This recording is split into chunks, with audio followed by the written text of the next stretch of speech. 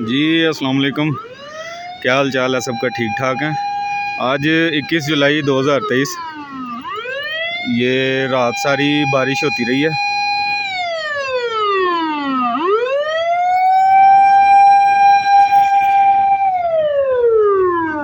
तो सारी रात बारिश होती रही है, जिसकी वजह से जो है ना रात को तकरीबन 3 बजे के करीब यहाँ पे ये इस जगह पे ये सामने नीचे ग्लेशियर है और ऊपर जो है ना सैलाब की वजह से जो है पत्थर वगैरह मट्टी ये सारा कुछ रोड पे आ गया था।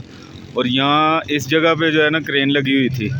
तो अभी रोड क्लियर हो चुका है, रोड खुल गया है, ट्रैफिक चलना शुरू हो गई है आहिस्ता आहिस्ता।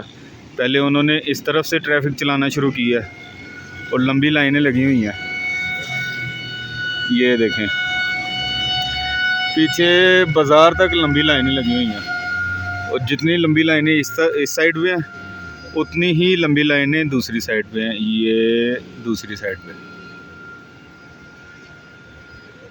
तो सुबह तकरीबन 6 बजे से क्रेन लगी हुई थी और अभी 9 बज रहे हैं। 3 घंटे बाद ये रोड खुला है। तो अभी इसके बाद तकरीबन 1 घंटे बाद जो है ना रोड बिल्कुल क्लियर हो जाएगा। नारान की अपडेट।